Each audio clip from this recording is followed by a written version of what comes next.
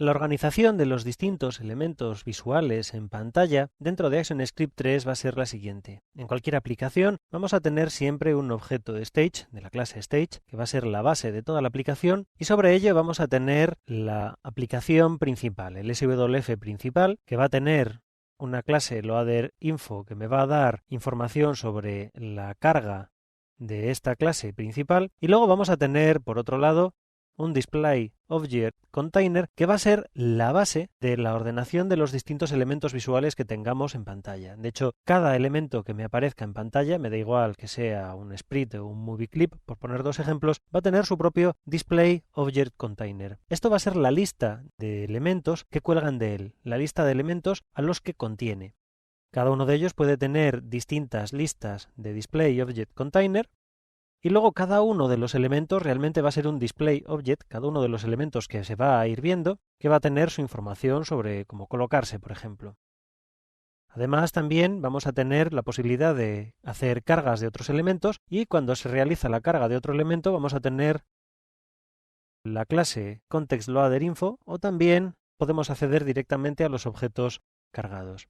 Así, para controlar la visualización de los distintos elementos que aparecen en la pantalla, vamos a tener que trabajar sobre esas Display Object Container. En la estructura jerárquica de las clases de ActionScript, de las clases visuales, vamos a poder ver que Display Object Container es compartido por los objetos Loader, Sprite, Stage y Movie Clip. Eso va a querer decir que cualquiera de estas cuatro clases va a disponer de listas de elementos que están contenidos dentro de ellas. Para trabajar sobre esas listas, lo que tenemos que hacer es muy fácil. Por ejemplo, para añadir elementos sobre un sprite, lo que tenemos que hacer es utilizar la orden addChild, que lo que va a hacer va a ser añadirme el elemento que quiera añadir a ese Display Object Container. Si sigo utilizando el método addChild una y otra vez, voy siguiendo añadiendo elementos a esa lista de objetos y luego para eliminarlos lo único que tengo que hacer es utilizar removeChild para quitar ese elemento. Puedo también cambiar el orden de esa lista para que me cambie el orden de visualización, pero en principio, como digo, en estos cuatro tipos de elementos,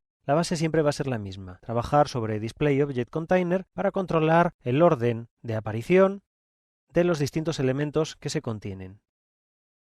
Por ejemplo, en este caso, en este ejemplo que estoy cargando, lo que voy a hacer es cargar una serie de elementos que, como podemos ver, lo he programado para que cuando paso por encima de cualquiera de ellos, aparece en primer plano sustituyendo al que aparecía detrás. Si vuelvo otra vez a cargar, me van a aparecer en otra posición distinta y aquí se puede ver un poco más claramente cómo, efectivamente, sobre el que estoy haciendo rollover, se pone por delante. Todo este tipo de acciones es muy fácil de controlar. Por un lado, lo que estoy haciendo es añadir elementos a la lista de objetos visuales y luego, por otro lado, lo que estoy diciendo es que me cambie el orden de la lista de objetos visuales de tal manera que me ponga el que estaba por delante detrás y el que estaba por detrás delante. Tan simple como eso, y podemos controlar la posición en la coordenada Z de la pantalla de los distintos elementos visuales.